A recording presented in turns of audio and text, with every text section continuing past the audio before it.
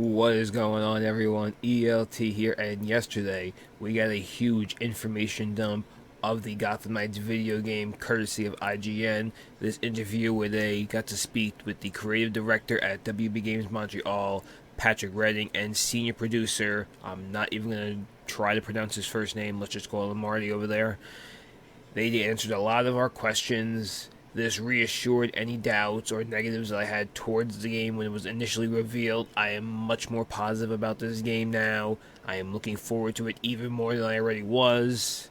And let's get into it because there's a lot of information here. Most of it is positive. There are a few negatives or things I'm still iffy about. But without any further delay, let's get into this interview. So starting off with the first question, will combat feel like the Arkham games? Is this a familiar beat-em-up combat system? And Patrick had this to say: we've gone through and iterated on control schemes quite a bit over the course of the whole project, but it will be comfortable to people who are familiar with third-person brawler-type experiences. The way you're accessing some of your special moves and things like that can vary, I'm sure, but in terms of having both attack and defensive choices, having a range combo choices, having variations in strike types and attack types, being able to combo in your ranged attacks as well as your melee attacks, all of that is there, and I think it will be comfortable for people who have played modern, contemporary third-person action-adventure style brawlers. So what this basically means is the combat is not similar to the Arkham games. It has all but been abandoned. That free flow combat that we got, that's unfortunately not going to be there. That's a little bit of a negative for me. I'm a huge fan of the Arkham series. I like their combat. However, it says it's going to be familiar with third-person brawl type experiences, which, granted, the Arkham series is a third-person brawler when you get down to it. But I still think the combat is going to feel similar to the Arkham games without being a direct rip-off, as we saw with the gameplay. There may not be that fluid motion where Batman is almost like the Flash, how it is in Arkham Knight, where he's just bouncing all around the screen. That's not going to be there. It's going to be a little bit more grounded. Maybe it'll feel a little bit like the Avengers game that's coming out. This really isn't a bad thing in my mind, but it's going to be something that we're going to have to wait and play ourselves until I can really tell you how I feel or how you're going to feel when you play this. This is really something that you really don't know until you have the controller in your hands and you're controlling the character. So all we know is that the combat is not a direct copy and paste from the Arkham series. How it feels when you're playing it yourself, we're just going to have to wait and see. Our special abilities tied to the stamina bar in the bottom left corner. Patrick says, it kills me how fast people pick up on these things. I shouldn't be surprised. Patrick, people have been waiting for your game for about 7 years now, since Arkham Origins in 2013. 5 years since Rocksteady released Batman Arkham Knight. People have been craving a Batman game, so of course they're going to overanalyze all the gameplay. Pretty sure you're aware of that. But he says, you have special abilities in your ability tree that you'll unlock, and you can choose to unlock it in different ways, as well as use your gear and have some that will tie into that bar that we'll be talking about in the future. And Marty says there's a bit of a strategic approach to it. So this does sound familiar to the Arkham series. It also sounds familiar to Spider-Man a little bit, where you build up your combo meter and then you hit a button, whether it's like X and circle or triangle and square or whatever they map the buttons to, and you know the character does this kind of special move. We did see some of that in the gameplay. I believe it was actually Batwoman. She kind of like launches up in the air and throws down some, looks like electric batarangs or something. There was also this other thing in the gameplay where there's a whole bunch of bats swarming around. This is very similar to the Arkham games too, where you think about the combat takedowns, where you could unlock throughout the game, where either Batman would just take down a thug by default. That was a default. You had one where you could knock down every enemy with a batarang. You had one where you could disarm and break a weapon. So this sounds very similar to that. Again, really cool. But when it comes to gameplay wise, it's one thing to watch somebody playing it or listen or read an interview. It's completely different when you actually play it yourself. So when it comes to these questions about combat, I really don't care too much until I could feel it in my hands myself. But again, that's just me. This is a really good one right over here. Is this a fully open world? Will areas be blocked off or level gating? This was one of my main concerns right over here. Level gating. I did not want level gating at all. The answer to this question is absolutely beautiful. It's simple. Right here, Patrick Redding confirms it is one open world city right from the start, and there is no level gating whatsoever. This puts to rest a lot of doubts I had about this game. As we saw in the gameplay, there were some numbers above some of the NPCs' heads, or the enemies' heads, or whatever you want to call them. I thought this game was going to be similar to that of how Ubisoft has changed Assassin's Creed, or how other games as a service like, The Division comes to mind. I believe also Destiny has something like this. I didn't play much of Destiny. I played a lot of the first Division game. But there were areas that are locked off, or you can go to, but you really shouldn't go to because you are so underpowered. I absolutely hate games that are like that, where you have to constantly grind and get new gear in order to level up your character, in order to go to those certain areas. This right here puts a lot of that to rest. There is no level gating. The world is fully open from the start, so very similar to Spider-Man PS4. You could swing around the whole entire map from the beginning of the game. The Arkham games, Origins, City, Night. You could go around the entire world map right from the get-go. This was a beautiful nugget of information that put a lot of my negatives to rest. We then continue with the leveling system with this question, which is, what do enemy levels mean to the player then? Patrick Redding says, it's true that you are getting more powerful in your progression. You're going to see a sliding scale in terms of not just the level of the enemies, but even some of the types of enemies that you're going to be coming up against. But it's not a grind. Thank you, Lord. It's not a situation where you'll say, oh god, I have to go grind this type of mission in order to level up to this, and then I could get to this. Once again, thankfully, all those negatives I had when this game got revealed, when we saw the gameplay, got put to rest. I did not want a game where I had to do non-stop grinding, beating up a bunch of random thugs, or replaying the same mission over and over again in order to level up a character to get to the next level. It's not going to be in this game, and I cannot be more happy about this information right over here. It continues. It's really that when you encounter open world crime activities and other activities that involve the AI, you're going to see a range, right? You might see guys that are a little bit weaker than you and guys that are a little bit stronger than you, and how you approach each of those situations, it presents you with some choices that you're going to have to make. Like, is this a situation where I'm going to maybe swap out a piece of equipment because I think I'm going to handle it better that way? Do I want to take a more stealthy approach? All of those are options that are available to the player, and that the level of your enemy is just one factor in deciding that. So once again, a lot of my negatives got put to rest over here. It does sound a lot easier. Some enemies will be weaker than you, clearly. Some enemies are going to be stronger than you. That's obvious. But it sounds like it's not going to be something where I'm going to get instant killed by just some random thug just because he has a higher number above his head than me. I would have absolutely hated that. Imagine being, Red Hood, Batgirl, Robin, Nightwing, and this random thug just immediately insta-kills you in a fight just because he's level 10 and you're level 4. And you get hit once and that's it, you're dead. I would have absolutely hated that, but it looks like you actually can take them out as long as you do the right approach, which is pretty much almost like every game. The Arkham games were very similar to this, where there were some enemies that had a lot of body armor on there. Maybe you had to save them for last. Maybe you took them out in a more stealthy approach. So this is all good information to me.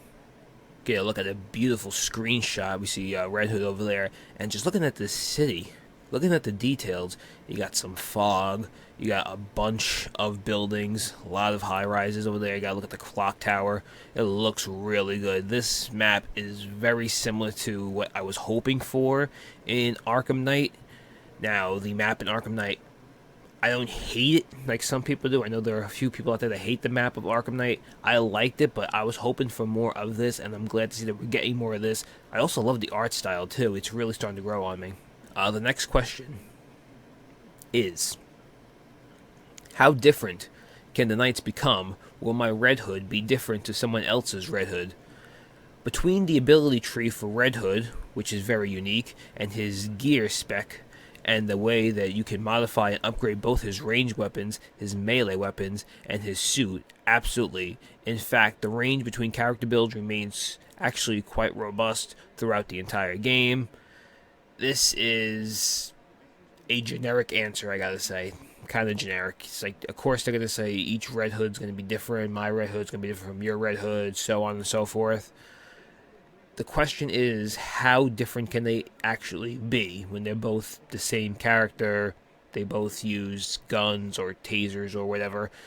When they say it's going to be completely different, do they just mean when it comes to suits-wise and when it comes to special abilities? Because if so, that's not really much of a difference. I'm pretty sure at some point you could come across some other Red Hood that may be almost identical. Maybe not a carbon copy, but almost identical to your Red Hood in terms of special abilities and what skills they unlocked, which route they took on the skill tree. This is just a generic answer for me, so this question and answer really doesn't do much for me. Next question, though, is how do character skins work? Are they made up of individual pieces of armor or full outfits? This was another question that I was really interested in seeing the answer for, and I do like the answer. Marty says they are a mix of all of that. Patrick Redding then says, so to be clear, when we talk about gear, we're talking about your melee weapon, your ranged weapon, and your suit, which has certain armor characteristics. And then there's your suit style. That's the sort of skinning of the suit, because we didn't want it to turn into just some random, what am I saying? Some random, crazy kilt. What we've done is we've got distinct suit looks, and then within that, there are accessory variation that the player can tap into, and that way you get a chance to tweak it and make it exactly the way you like it. Now, this sounds very similar to, I guess you could say, Spider-Man's suit crafting, but maybe a little bit more advanced than that, where you have your suit, you have the skin of your suit. For example, if I wanted to use the advanced suit, or if I wanted to use the classic suit, the Future Foundation suit, the Homecoming suit, if you played the game, you know what I'm talking about. You could use that skin for that suit. However, there are special suit powers that you can use. So, for example, I could use the classic suit in Spider-Man PS4, but I could use the suit power of the Iron Spider suit, and I'll have the extra arms as my special ability. That's what this sounds similar to, where if I wanted to, say, use a New 52 outfit for Batgirl, I could use that. However, I could have some different abilities that maybe she had with her other suits, and you could add that to the thing instead of it just being one suit with one specific set of powers. You could actually take a couple of tweaks, couple of different weapons, and add it instead of completely changing the outfit, where you think Injustice 2, where they had a whole bunch of different pieces, where you could have a different cowl, different body armor, different weapons, different boots, different cape, and you customize all of that for your Batman or Superman, Wonder Woman, whoever you did that in Injustice 2. This sounds completely different to that and more in lines of Spider-Man PS4, which I am happy about. The next question has to do with co-op, and is, what does co-op offer above single player? Can two players play co-op with the same character? This is one of those answers where I was kind of like, what? About? Patrick Redding says, because the characters are so distinct from each other, there's a bit of asymmetry, a bit of a complementary skill set and ability set that actually makes teaming up kind of awesome if you happen to have different characters. Now, if you happen to have two Batgirls, you can also do that. What? Obviously, the potential of having different Batgirl builds and how they look different and play different is really cool too. Here's the thing. When it comes to co-op, I really don't care. I have no plans on playing this game co-op when I first get it.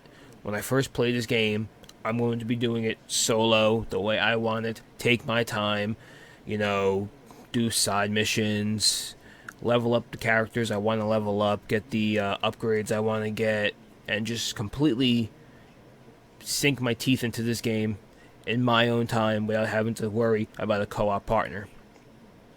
However, when I do want to play this game co-op, or if anybody else wants to play this game co-op right off the bat, having two Batgirls or two Red Hoods, two Nightwings, two Robins, that just sounds kind of, I don't want to say game breaking, but immersion breaking, where it's going to be weird you seeing two of the exact same character right next to each other, especially during cutscenes. Like, do you still see two Batgirls during a cutscene?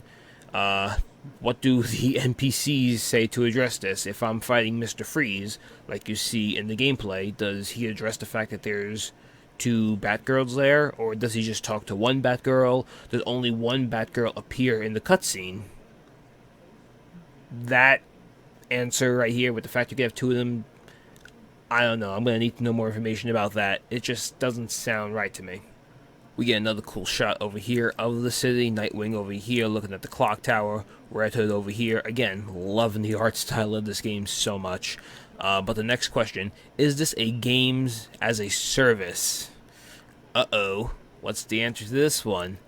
Well, according to Marty, he says this is very much not designed as a game as a service. And right there, we could all collectively say hallelujah.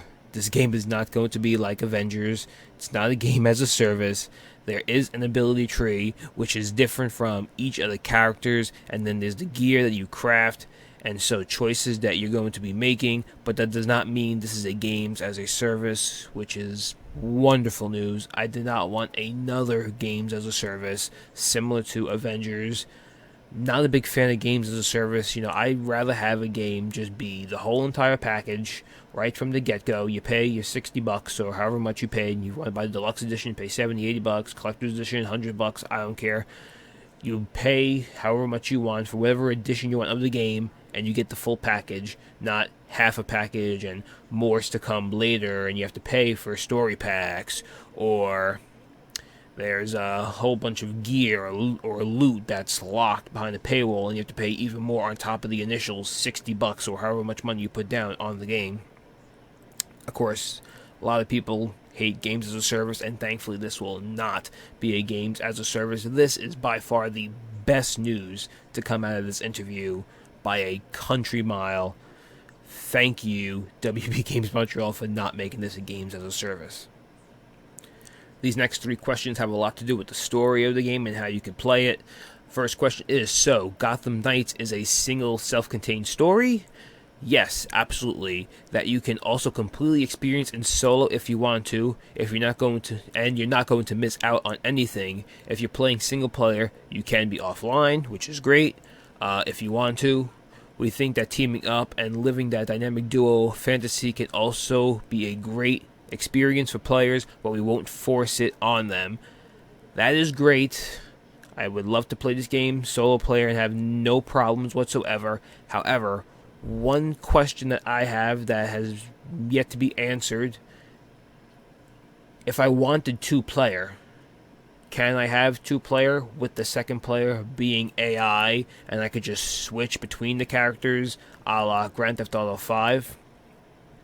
Where if I wanted to do the Mr. Freeze mission that we saw in DC Fandom, if I wanted to do that with Batgirl and Robin, can I start the mission as Batgirl and then on the fly switch over to Robin and then back to Batgirl, back to Robin, so on and so forth? That's a question that has yet to be answered. I'm assuming no, because they haven't said that yet. Maybe they can squeeze it in before the game does release next year. That would be great. Or maybe a future patch where you could have an AI-controlled player too. But I really, really would like that. So that's all I have to say. Just hopefully they could add that. Next question is, why is it 2-player co-op maximum? You can have 4-player brawler experiences, but I think the more you try to lean into that, the more you end up having to create environments that only really work for that. Basically, this question is just explaining that it's only a 2-player co-op maximum. You can't have 4 players or 3 players do a mission. I really don't care about this question or about this answer. Like I said, I'm going to be mostly doing this solo. 2-player co-op maximum is completely fine to me. Would it have been cool to be able to have 4-player co-op with all Batgirl, Robin, Nightwing, Red Hood? Yes, but 2-player co-op maximum is completely fine to me. And the last question over here is, can I play as one knight all the way through? Yep, you can go back to the Belfry and say, oh, I've unlocked the next major piece of the mystery, and I need to go deal with this thing, and you can decide that this is the perfect opportunity for me to swap out and play somebody else, so we allow you to dip in and out of those characters, which is great. But we know most players will typically gravitate towards that one hero that really reflects their style, but I think it's always possible for people to kind of sit there and incrementally play everybody if they want it.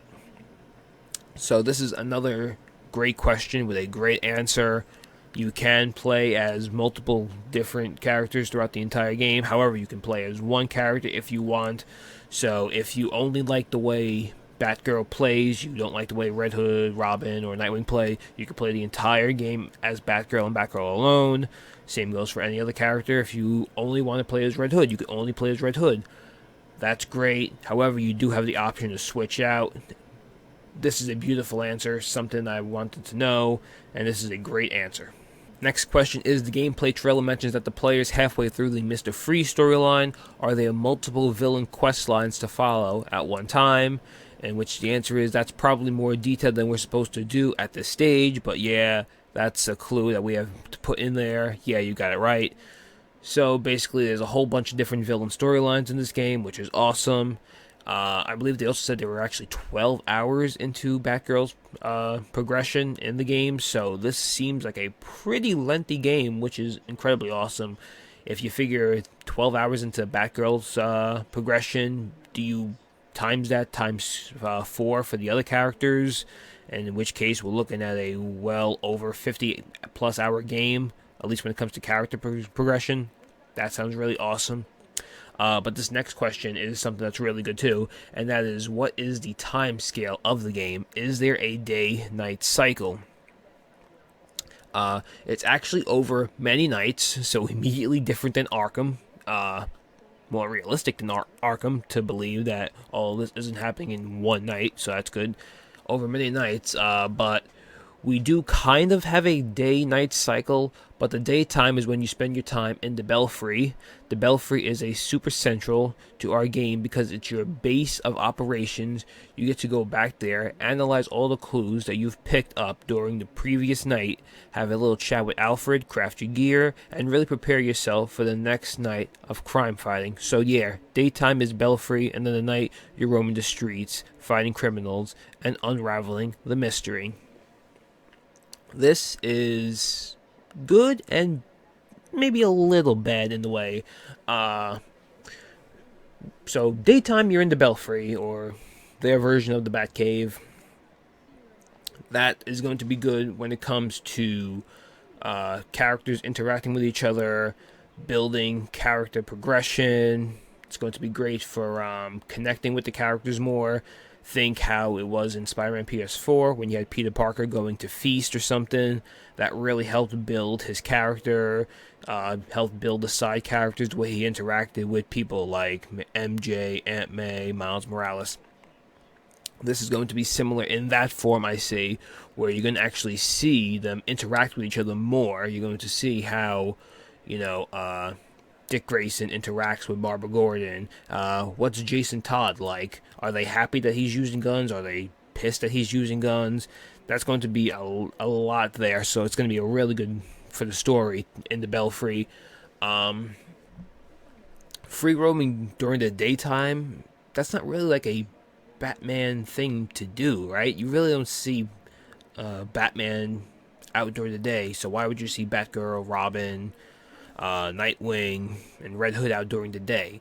That doesn't really bother me too much. Would it have been cool and different? Yes, but is this something that's going to completely piss me off? No. It's okay with me. I'm fine with this. Another question about the Belfry is, will the Knights be out of their disguises in the Belfry?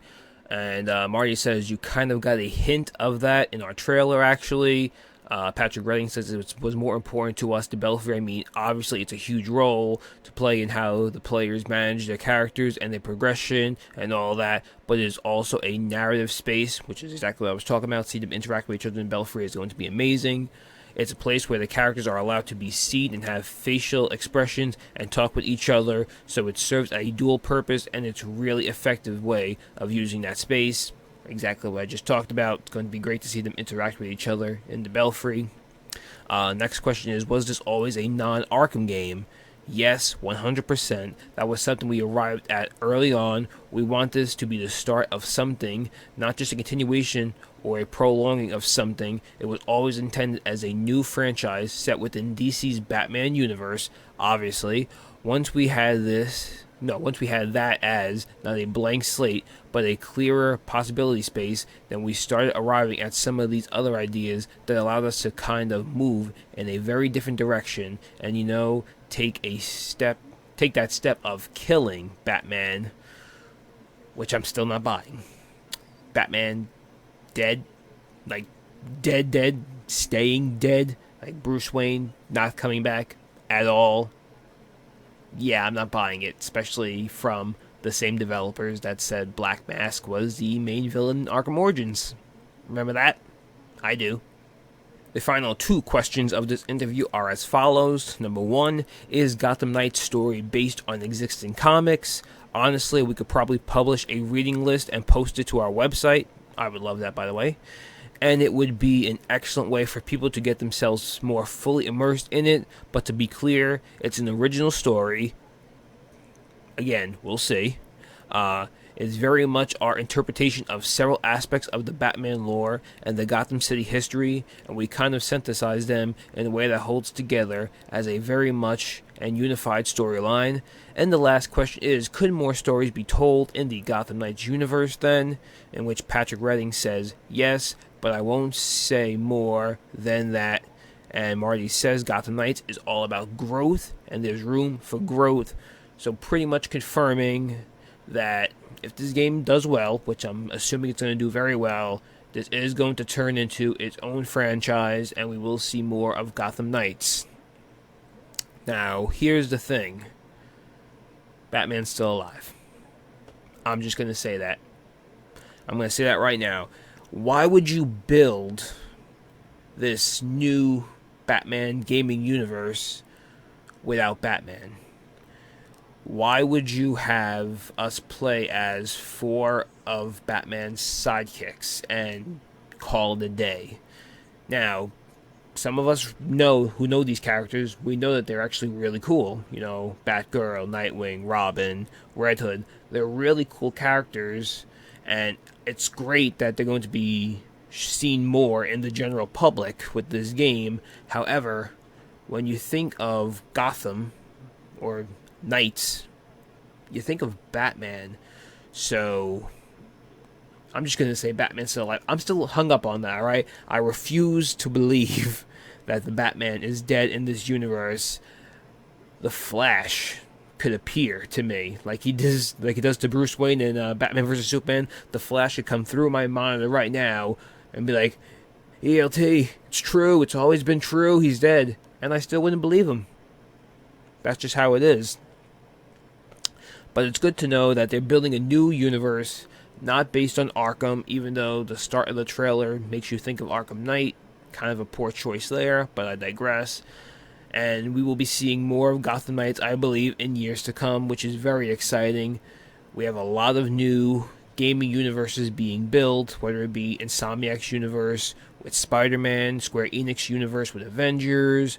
You got Rocksteady working on Suicide Squad, and that universe being a continuation of the Arkham series, even though there's already some continuity errors, but that's for a later video. And now we got the Gotham Knights universe being built. This is a great time to be a gamer. It's a great time to be a comic book gaming fan, and I am very excited. This interview was really well done. We got a lot of new information about the game. A lot of negatives that I had have been put to rest. I still have some questions. I still have some very little doubts. But other than that, I am very excited for Gotham Knights in 2021. What are your thoughts on this interview and on the game? Are you feeling more positive about this game, or maybe you're feeling more negative? Who knows? Let me know in the comment section down below. And until next time, this is ELT signing out. This video is brought to you by my amazing super friends. You could become an amazing super friend and support the channel for as low as $1.99 per month and get access to exclusive loyalty badges, emojis, and more. Link below in the description.